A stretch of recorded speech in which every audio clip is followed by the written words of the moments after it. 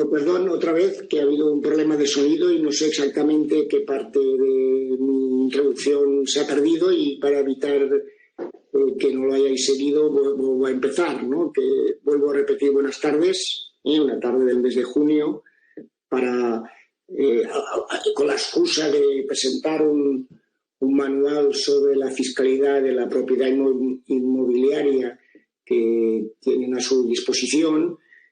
Aprovechamos para hacer una reflexión, un debate que van a hacer tres personas de reconocido prestigio y conocedores del sector de la vivienda, como son el decano del Colegio de Economistas de Cataluña, l'amic Anton Gasol, Joan Ràfols, que es el presidente de la Cámara de Propiedad Urbana de Barcelona y entidad que ha editado y ha promocionado este manual para sus asociados, y Miquel Morell, que es un experto en el mundo inmobiliario y es miembro de la Junta del Colegio de Economistas de Cataluña, ¿no?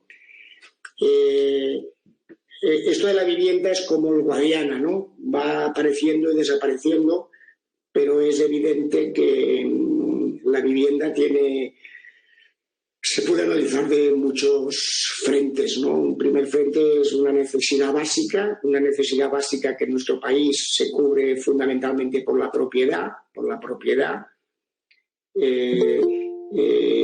Es una realidad, pues, también de dificultad, sobre todo en las grandes ciudades. En las grandes ciudades va apareciendo constantemente la problemática del acceso a la vivienda.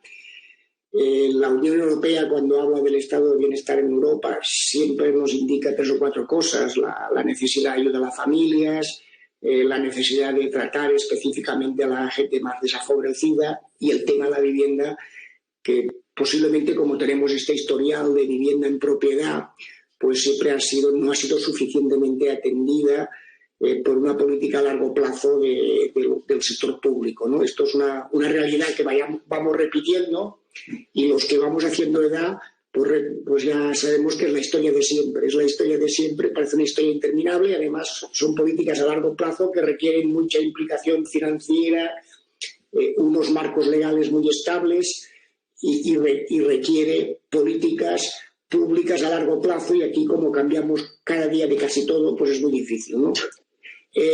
Dicho esto, a mí me corresponde ahora, antes de pasar la palabra a Anton Gasol, que va a presentar a los que van a hacer el coloquio. Hay dos economistas que son Carolina Mateos y Jaume Menéndez, que son los responsables de este trabajo, de este manual práctico de la fiscalidad inmobiliaria. Y nada más, Carolina, y Jaume, empieza Carolina pues explicando cómo exactamente qué es este manual, ¿no? Hola, buenas tardes a todo el mundo. Estoy muy contenta de poder estar aquí en esta sesión presentando un poquito lo que es el manual. Voy a ser muy breve. Nosotros, cuando nos encargaron hacer este trabajo por parte de la Cámara de la Propiedad Urbana de Barcelona, lo que hemos pretendido es dar una visión global y práctica sobre la problemática tributaria ligada a la adquisición, la tenencia y la transmisión de los bienes inmuebles. Sorprende, ¿verdad?, que la fiscalidad que soporta la propiedad inmobiliaria sigue manteniendo una estructura que ha sufrido escasas variaciones a lo largo del tiempo, haciendo que la carga impositiva sobre la tenencia y transmisión de bienes inmuebles sea una de las principales fuentes de ingreso para las arcas públicas. La tributación de las operaciones inmobiliarias es una de las cuestiones más relevantes y a la vez más controvertidas de nuestro sistema fiscal, ello tanto por su importancia económica como por la complejidad que sus diferentes figuras presentan cuando de operaciones inmobiliarias se trata.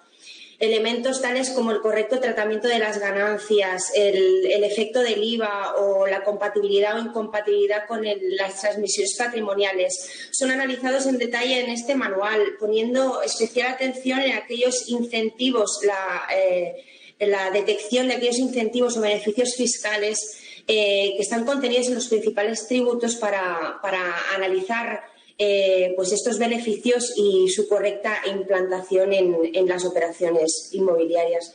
El manual está referenciado en el mes de diciembre de 2019 y recoge los principales impuestos que gravan la propiedad inmobiliaria con las particularidades que operan en la comunidad autónoma de Cataluña.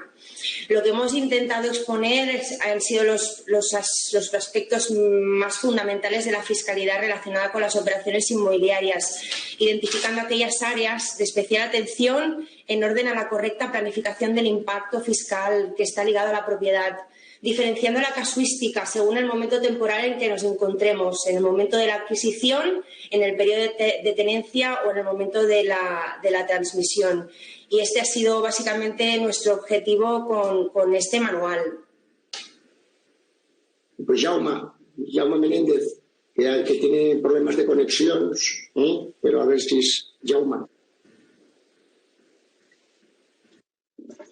Muy buenas tardes. Bueno, siento estos efectos del directo porque hasta este mediodía no he tenido ningún problema y a la hora de conectarnos surge este inconveniente de la conexión con vídeo, con lo cual esperemos que por lo menos en el audio me pueda hacer entender. Gracias, presidente. Gracias, decano del Colegio de Economistas, pero sobre todo quiero expresar mi agradecimiento a la Cámara de la Propiedad y en concreto a su presidente, Joan Ràfols, por la oportunidad que nos ha brindado al confiar en nosotros para realizar este manual práctico sobre fiscalidad inmobiliaria. El manual se estructura siguiendo el desarrollo de los principales impuestos. Hasta 12 impuestos distintos son tratados en 29 áreas temáticas en las que podemos encontrar pues, desde rentas inmobiliarias derivadas del arrendamiento de inmueble, el tratamiento de las cláusulas suelo, el tema de atribución de rentas por comunidades de bienes, las ganancias y pérdidas patrimoniales procedentes de la transmisión de inmuebles, el mecanismo de la reinversión y qué sucede cuando una persona mayor de 65 años está transmitiendo un determinado bien, pasando por los impactos en la tributación no residentes, las reglas generales del impuesto de patrimonio y el concepto de empresario profesional y qué operaciones están sujetas en el ámbito de IVA, sin dejar el ámbito del impuesto de transmisiones patrimoniales y un capítulo de coordinación entre el impuesto sobre el valor añadido y el impuesto sobre transmisiones patrimoniales y actos jurídicos documentados. Como decía Carolina, este trabajo tiene una fecha de cierre a 31 de diciembre de 2019, con lo cual la vida evoluciona y han pasado cosas. Una cosa que ya había pasado antes del cierre de este libro y seguimos exactamente igual es el tratamiento de la famosa plusvalía municipal, el impuesto sobre el incremento de valor de terrenos de naturaleza urbana, que después de varios años, después de jurisprudencia del Tribunal Supremo, seguimos sin una clara concreción al respecto. Y me gustaría añadir un tema que por novedoso y tiene una afectación indirecta al ámbito de la tributación inmobiliaria, pero son las dos últimas sentencias del Tribunal Supremo en el cálculo del ajuar doméstico.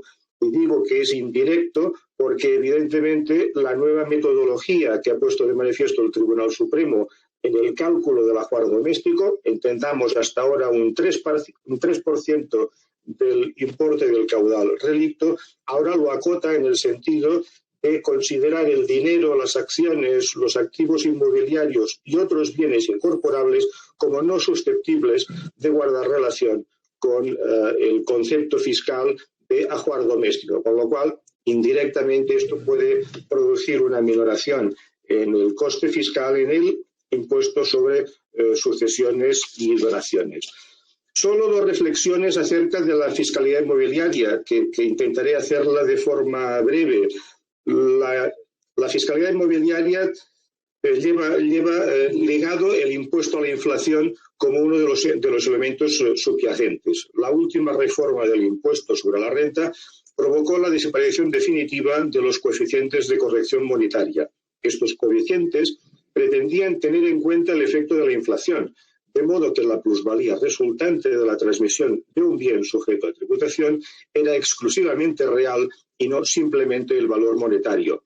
A título de ejemplo, si analizamos los incrementos de precio entre el año 2000 al año 2019, la inflación acumulada, según el Instituto Nacional de Estadística, fue de un 49,9 en España, de un 57,5 en Cataluña y de un 57,5 en Barcelona. Es decir, el ejemplo de un inmueble adquirido en el año 2000 por 100.000 euros que se transmite en 2019 por 150.000, lleva aparejado una plusvalía de 50.000 euros que, aplicado el tipo de gravamen, significa una cuota a ingresar del orden de los 11.700 euros.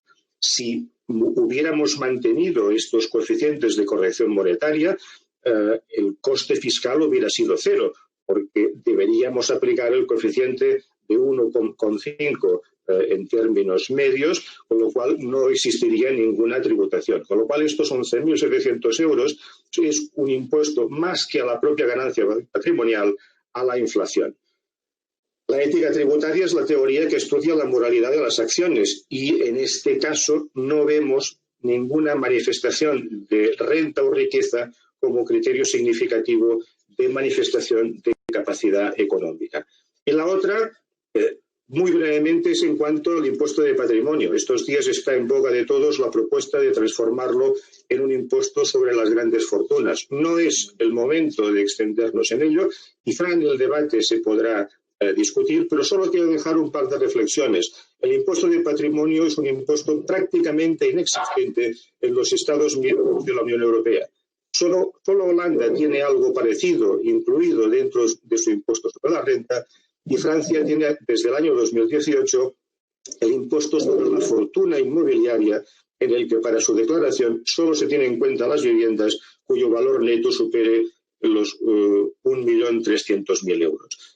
Volviendo a la necesidad de hacer bandera de la ética tributaria, me permito reflexionar sobre la exigencia de la equidad en los tributos por parte del legislativo, pero también en el correcto cumplimiento tributario por parte de los contribuyentes.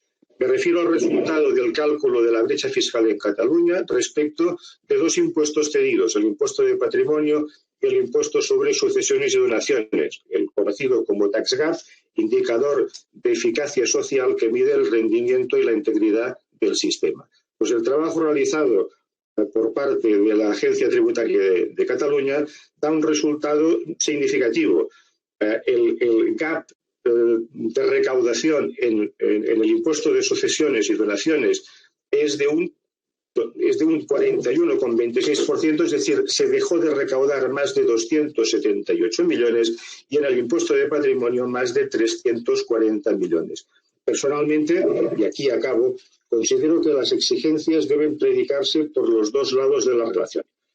Gracias por vuestra atención. Me sabe muy mal este fallo de conexión en vídeo y espero que si tenéis que utilizar este manual práctico os sea de utilidad. Muchas gracias, presidente.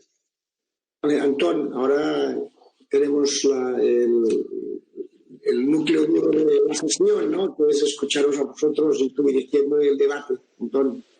Muy bien, buenas tardes a todos. Un placer de poder participar en esta presentación de este manual y la tertulia que ahora vamos a hacer con dos personas especializadas.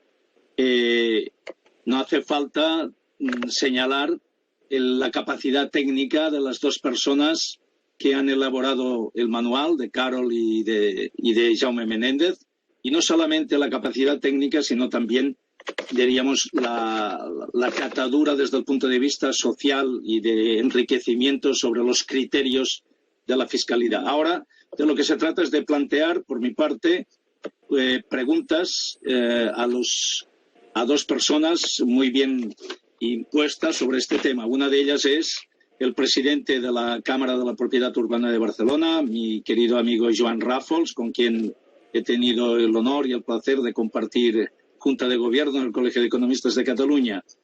Y después también el otro participante, mi amigo Miquel Morell, miembro muy activo del Grupo de Trabajo sobre Urbanismo y Ordenación del Territorio, pero también enormemente activo en la Comisión de Economía Territorial y Urbana del Colegio de Economistas de Cataluña.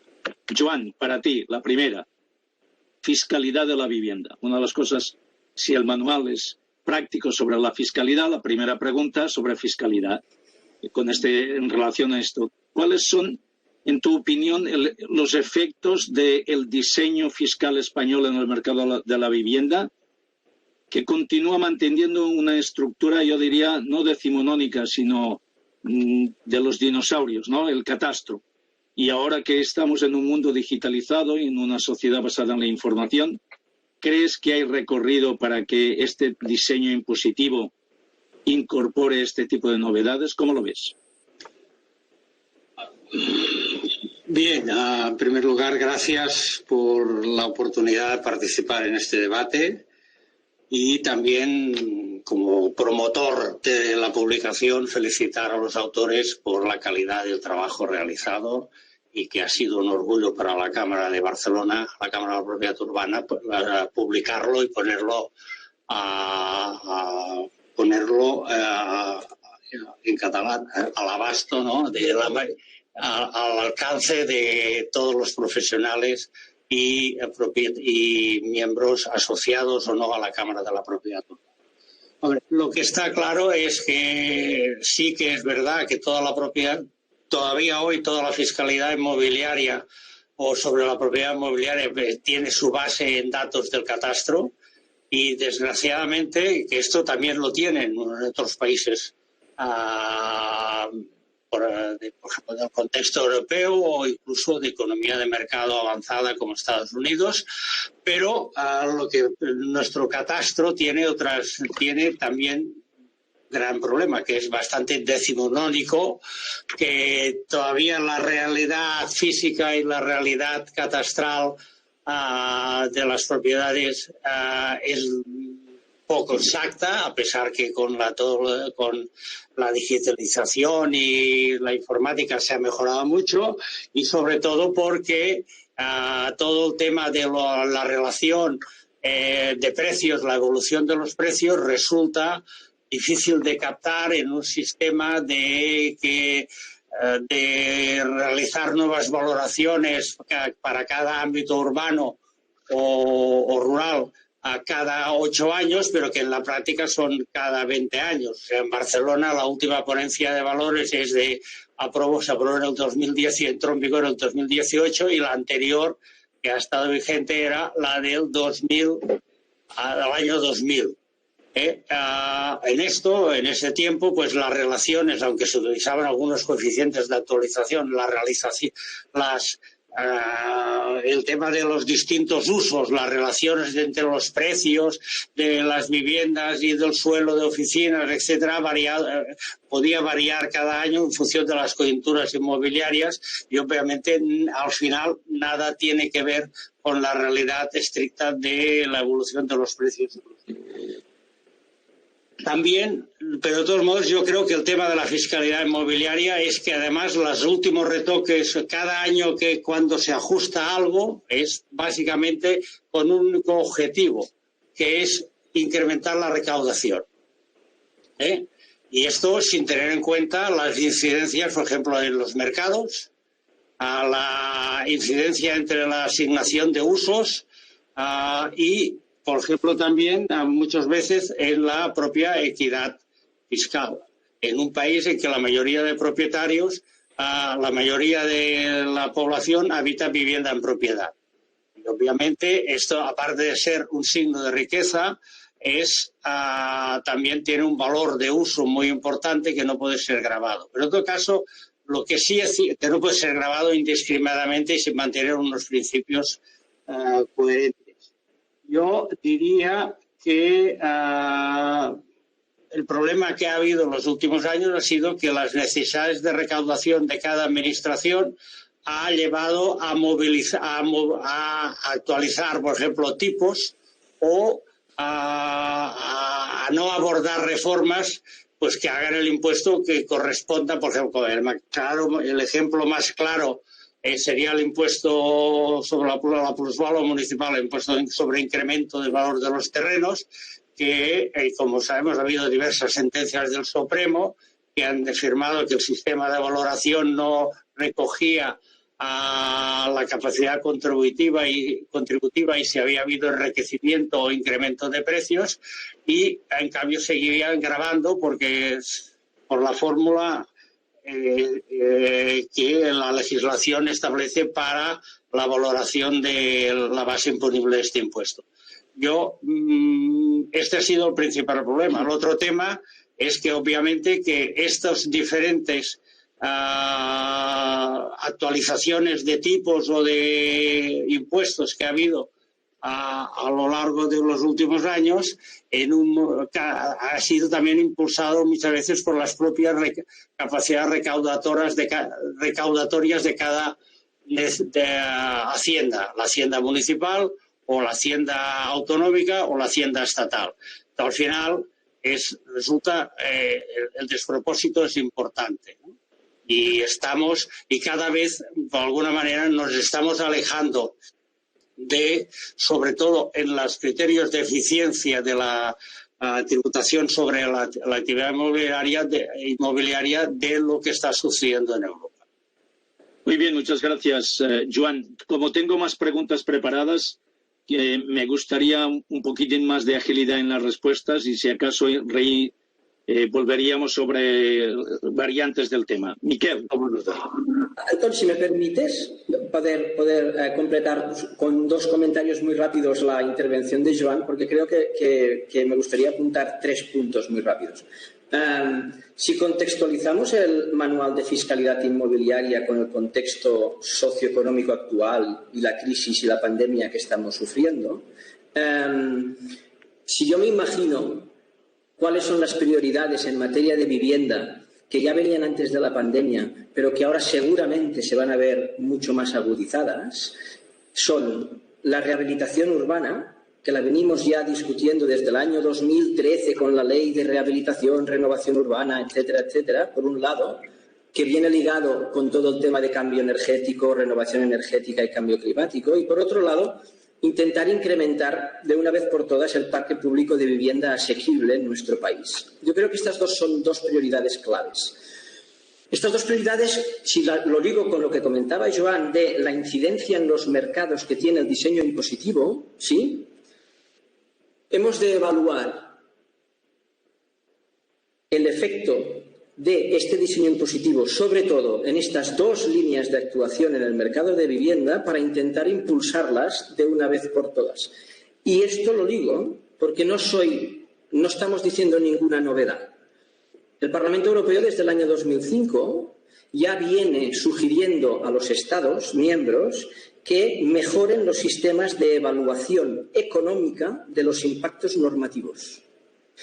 Y el Estado, el Gobierno, en el año 2017 publica en el BOE una memoria para el análisis del impacto normativo desde el punto de vista económico, publicada en el Real Decreto 931 del año 2017. ¿Por qué lo digo?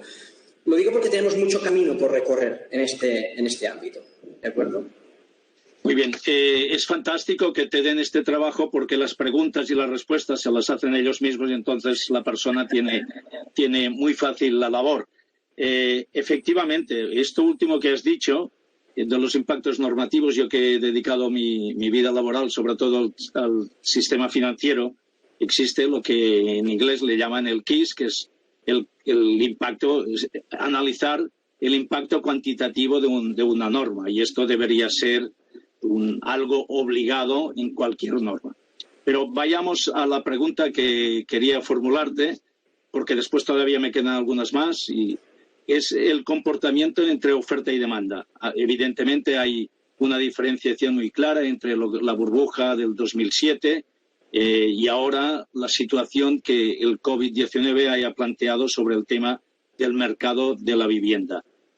Déjame, porque a lo mejor si no, no tendré tiempo de decir una cosa que siempre se me ocurre, que es en España somos tan listos que compramos caro y vendemos barato. Y luego tenemos que volver a comprar otra vez caro y cuando viene la crisis vendemos barato y vamos trasladando riqueza que hemos adquirido muy cara al extranjero o a residentes de otros países y nosotros después nos volvemos a esforzar a volver a comprar otra vez. Pero bueno, oferta y demanda, ¿cómo ves esta ecuación? Si me permitís, respecto a oferta y demanda, yo creo que hay una diferencia. Hay algunas diferencias que creo que no son menores respecto a la crisis que sufrimos con el estallido de la burbuja y la crisis que estamos sufriendo ahora. Para empezar, la crisis del mercado inmobiliario derivado del estallido de la burbuja tiene un origen financiero. Y la crisis actual, que seguramente, que ya estamos padeciendo y veremos cuánto se alarga, no es tanto un origen financiero, sino que es un estado de hibernación de la actividad de oferta y demanda. Son dos orígenes distintos y esto tendrá consecuencias distintas, ¿de acuerdo? Ahora bien, yo creo que hay una similitud y que la entrada en la actual crisis respecto a indicadores relevantes como renta bruta familiar disponible y el índice de Gini que los economistas utilizamos para medir la distribución de la riqueza entre los ciudadanos, ¿sí? Son dos indicadores que con el estallido de la burbuja inmobiliaria se vieron muy mermados, ¿de acuerdo? Y no hemos tenido tiempo de recuperarlos, que ya nos encontramos con esta segunda oleada de crisis. Es decir, no llegamos en el mejor momento para afrontar, digamos, la solución desde el punto de vista de la demanda. ¿Por qué lo digo? Lo digo porque en el corto y medio plazo, y ahora seguramente Joan querrá completar los dos puntos que voy a comentar, el hecho de sostener la renta bruta familiar disponible, intentar sostener el mercado de trabajo, ¿sí? Son dos puntos capitales para intentar alargar lo menos posible esta crisis, porque lo que nos ha demostrado, yo creo que es un punto débil del sistema, es que esta pandemia nos ha demostrado que tenemos muy poca capacidad de ahorro en las familias y muy poca capacidad de ahorro en las empresas. Y este es un punto de partida que lo hemos de tener muy presente. Podría hablar más, pero quizás Joan quiere completar. A mí, si me permites, Antón, sí, faltaría más. Para aportar, yo creo que hay una característica absolutamente diferente de la actual. Todavía no sabemos si crisis. Lo que es cierto es que tenemos unos datos, por ejemplo, de transacciones, pues del mes de abril, pues que han caído las escrituras de compraventas formalizadas desde delante del notario el mes de abril en un 71% respecto a la cifra del año anterior, del mismo mes del año anterior. Pero esto responde a una realidad que con el COVID estaba todo el mundo en su casa, no se podían enseñar pisos, no se podía ir a la notaría a formalizar transacciones, etcétera.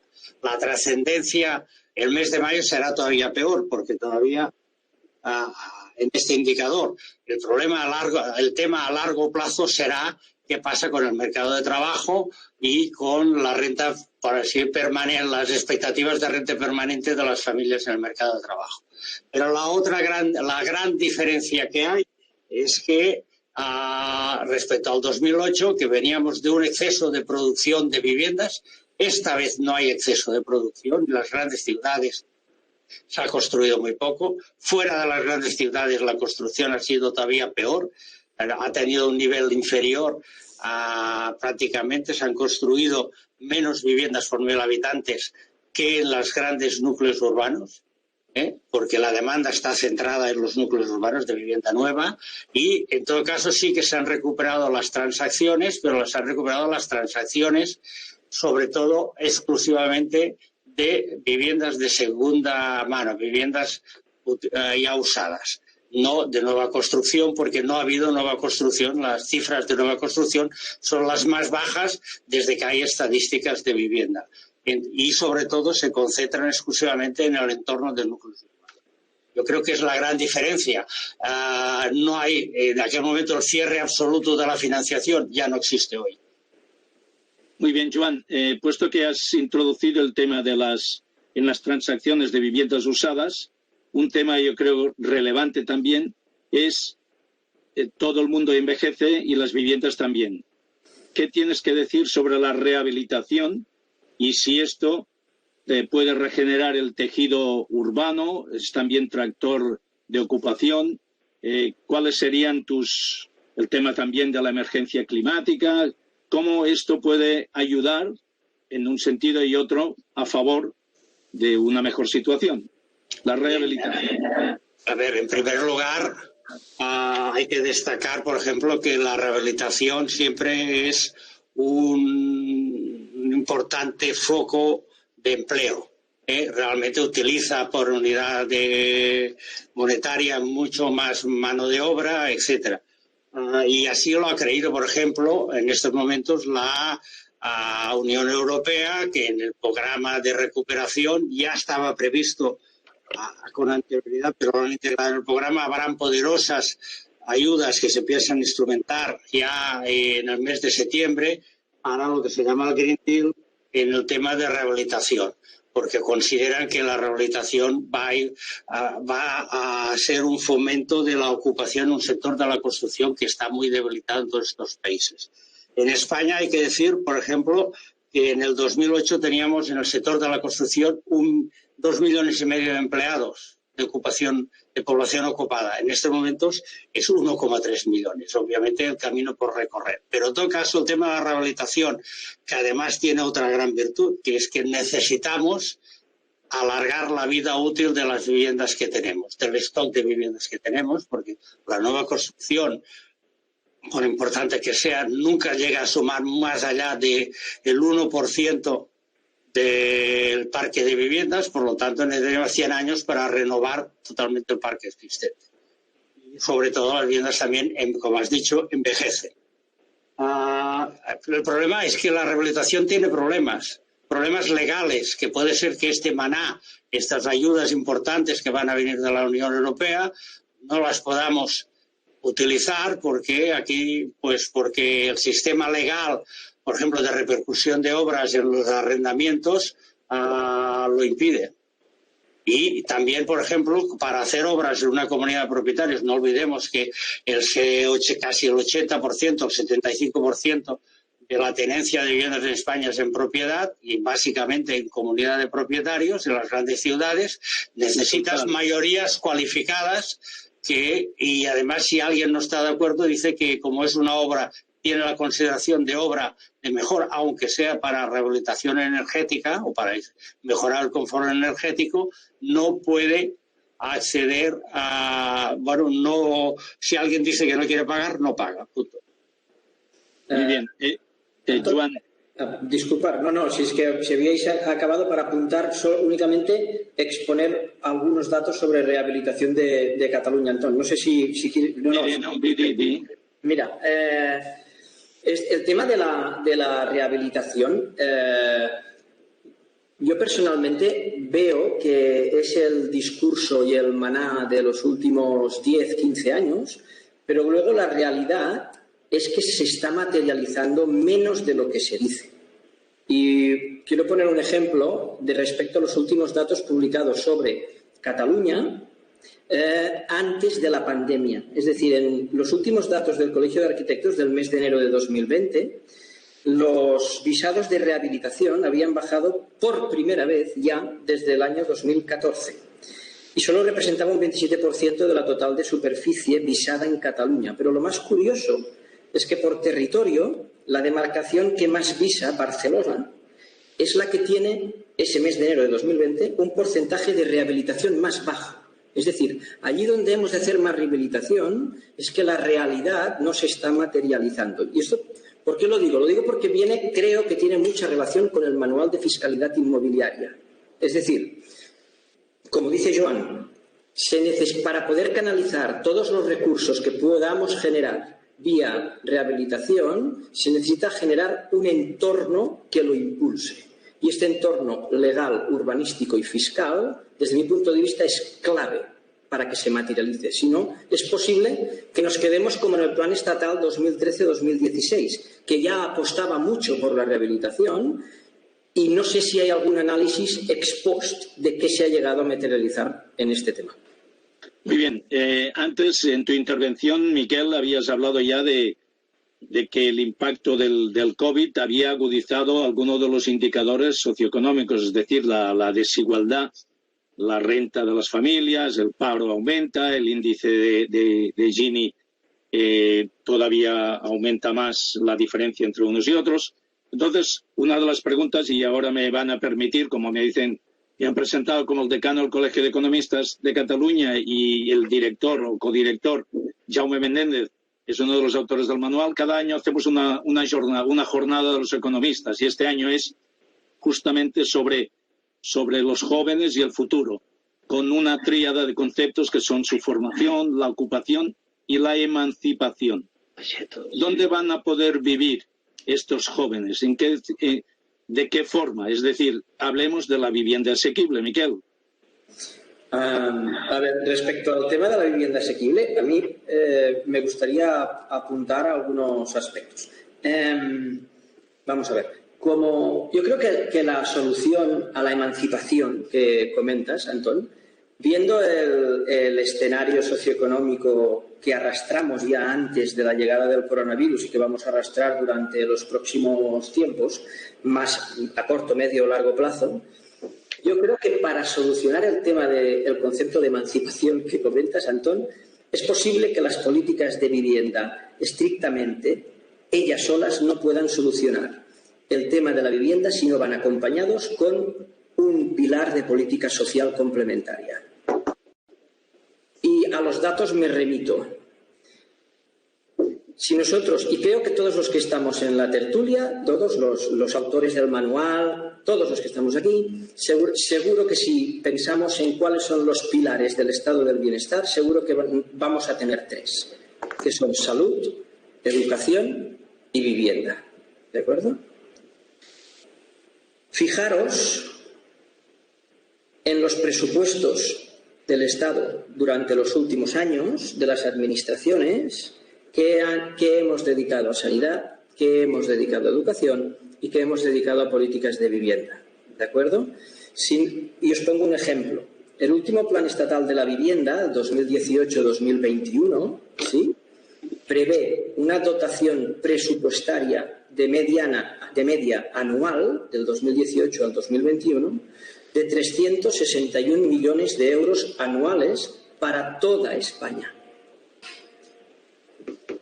Decir 361 millones para políticas de vivienda a toda España es prácticamente decir que la política de vivienda poco vamos a poder hacer. ¿Por qué lo digo? Lo digo porque además esta cifra de Plan Estatal de Vivienda está por debajo de la cifra del año 2002. ¿Por qué lo digo? Lo digo porque hemos de conseguir de una vez por todas que el discurso sobre materia de vivienda que está en la esfera política acabe trasladándose de una vez por todas en los presupuestos públicos. Porque la solución no va a venir determinada estrictamente del ámbito privado o del ámbito público, sino que seguramente vamos a tener que encontrar figuras mixtas para solucionar este problema. Y este problema tampoco lo vamos a solucionar si no viene acompañado de una política social fuerte. Muy bien, nos queda poco tiempo y quisiera hacer a Joan una última pregunta sobre el tema del urbanismo. Ahora se ha puesto también de relieve que con el COVID y con el confinamiento, una de las frases que se dice, el próximo confinamiento a mí que me pille en el campo. Nosotros incluso, otro spoiler, es que hacemos una encuesta trimestral a todos los colegiados y les hemos preguntado si hay un mayor riesgo en las concentraciones urbanas respecto de las rurales en cuanto a la facilidad de contagio de virus. Y entonces me gustaría, sobre el tema de la densificación, de la concentración, que es una tendencia universal en el mundo, es decir, todo el mundo está diciendo que dentro de no muchos años el 80% aproximadamente de las sociedades vivirán, de la condición humana vivirá en las grandes aglomeraciones urbanas que no son de 1 o 2 millones, sino que son de decenas de millones. ¿Qué piensas al respecto, Joan? Bueno, yo obviamente, igual personalmente es mejor que te pille en el campo, sobre todo porque las restricciones de salir y moverse probablemente son inferiores a los de que hay una gran ciudad. Pero no nos engañemos, a pesar de que ahora se habla en algunos colectivos que se dedican a urbanismo, a pues hablar de bajar la densidad de las ciudades, que reducir el tráfico, la movilidad urbana hasta límites de paralizarlo casi todo, subordinado a este objetivo y tal. Bueno, el problema que ha habido en toda la vida y forma parte de la historia de la humanidad es que la ciudad siempre ha sido un foco de congestión, donde allí se da actividad económica, vida, comercio, relaciones sociales, cultura, etcétera, pero también se dan pandemias. Todas las pandemias se han originado en grandes núcleos urbanos. Las del pasado, las pestes de los siglos XIV, XV y hasta la última de la gripe del 18, de 1918. Obviamente, lo que sí también hay que decir que no es prácticamente un fenómeno de densidad, porque si la densidad es por altura, los señores que viven en los grandes rascacielos, edificios de 30 y 40 pisos en New York, y el piso tiene 100 metros cuadrados, viven 2 personas, no tienen un grave problema. El problema es la cohabitación en un núcleo, en un espacio reducido, en una vivienda pequeña, que hay muchas en las grandes ciudades, de un núcleo o 2 núcleos familiares, 7, 8, 6, 7, 8 o 9 personas, donde las posibilidades de contagio son superiores. No forzosamente. Después, la realidad se impone. O sea, el área metropolitana de Barcelona es que no hay suelo ni en el área metropolitana de Barcelona, ni en Madrid sí que hay mucho suelo todavía libre en la provincia de Madrid susceptible de ser edificado. No en nuestro caso en Cataluña, en las principales ciudades, y el entorno de esas principales ciudades tampoco da para un crecimiento importante del número de viviendas, desdensificar. Sí que se podría utilizar una mayor, por ejemplo, en torno del área metropolitana hay 500.000 de segundas residencias, de viviendas de segunda residencia. Obviamente, con más movilidad y con el teletrabajo se pueden integrar de una manera, pero la congestión en las grandes ciudades es precisamente el motor del cambio, el motor del progreso, y ha sido así hasta ahora. Difícilmente esta pandemia nos va a producir, igual que alguna pandemia del pasado, pues llevó a exigir a las viviendas unas condiciones de ventilación, de iluminación, etcétera, que no tenían. Ahora esto ya está superado y lo que es importante es erradicar las situaciones de pobreza que llevan a que en 40 metros cuadrados vivan un número importante, una familia larga o un par de familias. Seguro que Miquel quiere apuntar alguna cosa, pero me vais a permitir que antes de que dé la palabra a Joan Ràfols para que cierre, que nos quedan unos 10 minutos, a mí me gustaría, puesto que ahora tenemos a Jaume Menéndez en vivo y en directo, no solamente su careto, que tuvieran tanto Carol, Mateo como él un par de minutos, por si después de haber oído vuestras explicaciones y después de haber redactado el manual quisieran hacer algún comentario al respecto. Por tanto, Miquel, y de forma breve, si tienes algún apunte que hacer, y luego le pasaría un par de minutos tanto a Jaume como a Carol, si es que desean hacer alguna aportación, para finalmente el presidente Joan Ràfols hiciera las palabras finales del acto. Muy rápido, seguramente ni un minuto. Mira, respecto al tema que comentaba Joan respecto a urbanismo y ciudades, y yo creo, y lo creo fervientemente, que las ciudades continuarán siendo el motor económico y donde se va a concentrar la prosperidad económica y social del futuro. Y lo digo porque el problema de la pandemia no son el concepto de ciudades, sino, como decía Joan, según qué zonas de las ciudades por temas de hacinamiento mejor o mayor calidad en según qué partes de las ciudades. Pero el problema no son las ciudades. Y sería un error caer somos como el péndulo, ¿no? Recuperar el tema de la expansión y del crecimiento urbanístico por todos los errores medioambientales que supondría. Yo creo que en esto los economistas hemos de ser contundentes en afirmar que las ciudades continuarán siendo, como decía Joan, las zonas de prosperidad económica y economías de aglomeración, etcétera, etcétera. Nada más, simplemente era apuntar a este punto. Es verdad, y yo que vengo del campo me he instalado en la ciudad y me parece fantástico porque, como decíamos también nosotros en cosas que hacemos, que son un espacio de conocimiento y de creación. Y ahora, si queréis, estimados autores, si queréis hacer alguna aportación, Carol, Mateo y Jaume Menéndez, sin extenderse más de 2 minutos como máximo cada uno. Antón, gracias. Ahora que ya hemos podido recuperar el problema de vídeo, buenas tardes a todos los que nos están viendo en esta sesión. No, poco más de lo dicho. Reflexionar quizá en uno de los temas que he puesto de manifiesto tanto Joan como Miquel, en el entorno de la rehabilitación de viviendas. Más allá del concepto propio de la rehabilitación, es importante poder definir también una política fiscal de la vivienda y, en concreto, en el ámbito y el entorno de la rehabilitación. Creo que la política fiscal en la vivienda es necesaria, pero entendiendo que la fiscalidad es un instrumento y no un fin, como muchas veces parece que el fin de todo es cómo estamos regulando una determinada norma tributaria, ¿no? Nada más que eso, y ahora que nos podemos ver todos perfectamente, vuelvo a repetir el agradecimiento a Joan Ràfols por permitirme colaborar en esta redacción y a ti, Antón, y a Valentín por la presencia en este acto. Gracias.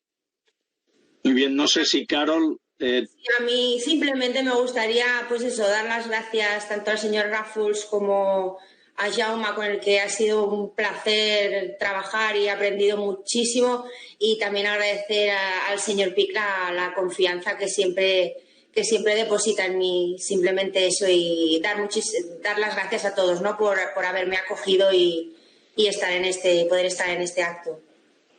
Bueno, no sé si el presidente Valentí Pic, el presidente del Consejo, ¿quieres hacer un apunte final? Hablar de vivienda es un tema muy próximo, muy social, ¿no? Vamos a ver, yo creo que el sector público tiene que partir. En España tenemos posiblemente un exceso de vivienda de propiedad y necesitamos un mercado amplio complementario de vivienda de alquiler. Para hacer esta opción es necesaria una opción a largo plazo, donde el sector privado, el sector público, el marco legal, el marco fiscal debe favorecer, debe dar estabilidad para que inversores privados, pequeños, grandes o fondos de inversión entren. No podemos hacer cambios sobre la marcha. Y la otra es que no puede ser que si el ahorro en inversión es la principal ahorro de las clases medias, medias bajas y medias, no puede ser que se maltrate de una manera tan exagerada a estos medias. Por ejemplo, con subidas de muy constantes, la realidad es esta. Es decir, y nada más que muchas gracias a todos vosotros por haber estado aquí, y sobre todo las personas que estáis en un por la tarde, como he dicho, y nada más. Antón. Muy bien, muchas gracias, presidente. Solo 2 pequeños apuntes. Uno de ellos es sobre el tema de que, fijaos que cuando ha habido lo que se le puede llamar una burbuja, ha sido porque normalmente ha habido un incentivo desde el punto de vista de interés. Fue cuando se creó el área monetaria en la Unión Europea, bajaron los tipos de interés y entonces, todo el mundo quería comprar vivienda porque con tipos de interés bajos tenía sentido que la amortización fuera muy larga en el tiempo, con muchos años, cosa que si los tipos son muy elevados, esto es inaguantable. Por tanto, esto favoreció la demanda. Entonces, la pregunta relevante o la reflexión relevante es si difícilmente estaremos en un ciclo tan largo de tipos cero o negativos. ¿Cómo es que no se aprovecha esto? Justamente porque lo que realmente hace difícil pagar una vivienda o alquilarla, es decir, pero construirla, es su plazo de amortización. Y el interés tiene es una componente fundamental. Con tipos cero o negativos, me cuesta pensar que nadie se atreva a hacer un parque de vivienda asequible justamente en este tiempo. Pero no se trata ahora de que me respondáis, yo tengo mis propias ideas al respecto. La otra cosa que quería señalar es que si nos fijamos en este acto de hoy, una de las cosas en las que yo creo siempre es en la cooperación, en las sinergias, en trabajar conjuntamente. Y este es uno de los casos, ¿no? El Consejo General de Economistas de España tuvo esta idea con el presidente de la Cámara de la Vivienda que preside nuestro Joan Ràfols, de la propiedad urbana de Barcelona. Se encomendó un trabajo que han realizado, por lo que veo y por lo que han dicho, pues me han cogido ganas de tenerlo entre manos y leerlo, de Carol y Jaume, y además también interviene el Colegio de Economistas de Cataluña, porque tanto uno como otro están muy vinculados al colegio. Este es uno de los ejemplos que cuanto más se reproducen, yo creo que mejor funcionamos. Y ahora sí, Joan Ràfols, presidente, para unas palabras para cerrar la sesión de hoy. Vale, gracias a todos por vuestra colaboración en este acto hoy y especialmente al Consejo General por las facilidades y obviamente no una vez más a los autores, con lo cual depositamos nuestra confianza y estamos muy contentos de que así ha valido la pena la apuesta por estos autores. Yo solamente para terminar sí que quiero decir que este manual, que aparte de tener unos efectos prácticos, porque todo el mundo intentamos cumplir, aunque a veces nos cueste, nuestros deberes fiscales, pero sobre todo responde a una política que la Cámara de la Propiedad Urbana de Barcelona, que integrada en un Consejo General de Cámaras de Cataluña y también una confederación de cámaras a nivel estatal, pues queremos introducir en el debate sobre un tema importante que es la propiedad y el acceso a la vivienda. No en propiedad, sino en general la propiedad inmobiliaria. Este es un debate importante porque con sentido económico y en sentido también social, porque al final las personas han de vivir y alojarse en algún sitio digno y cada vez con mejores prestaciones de acuerdo con los niveles de renta que el país va mejorando. Lo que pasa, entonces, en esta línea, por ejemplo, vamos a dentro de, yo creo que estará a principios de septiembre un texto sobre lecturas sobre el control de precios en arrendamientos urbanos y sus consecuencias económicas, con comparación económica con otros países. Esto responde a una voluntad de la Cámara de Barcelona, pues, de aportar a un debate razonable, con conocimiento de causas, sin demagogias, sobre el tema de la vivienda y la propiedad en este país. Que dicho de paso, la propiedad está reconocida en la Constitución y también dentro de la Carta Fundamental de Derechos Europeos. Es importante porque en este país, digámoslo así, no hay un sistema orgánico o organizado de política de vivienda con instrumentos mínimamente poderosos que realmente tengan una incidencia en el mercado. En estos momentos, toda la discusión sobre política de vivienda es sobre cosas de emergencia habitacional, ocupaciones, etcétera, pero en todo caso sobre los fundamentos de una política de vivienda no hay debate alguno. El problema, la política de vivienda tiene una desgracia fundamental, que es cara y exige un esfuerzo a largo plazo. Y esto, pues, ha sido, tal como se ha dicho antes, ha sido la hermana pobre del estado del bienestar. Y esto solo hay que decir, por ejemplo, que no puede haber cuando hablamos de que estamos intentando todas las medidas que se están hablando en estos momentos, en muchos casos, por ejemplo, control de alquileres, el tema de del arrendamiento obligatorio para las familias en situación de exclusión social que está en un decreto ley de la Generalitat de Cataluña y que a través de algún partido político se está intentando extrapolar al resto de comunidades autónomas, pues estas van, pues significa traspasar lo que la Constitución obliga a los poderes del Estado, que han de contribuir con sus recursos y su actuación a solucionar el problema de la vivienda, lo están traspasando el problema a los propietarios privados. Y esto es lo que no funciona, aparte de obviamente significar un agravio y que la propiedad se lo considere que la vulneración continuada de la seguridad jurídica pues lleva a pues que nadie va a querer invertir a largo plazo en este sector, ni alquiler asequible ni alquiler para grandes sectores, para sectores normales, familias normales que quieran vivir en arrendamiento. Y nada más.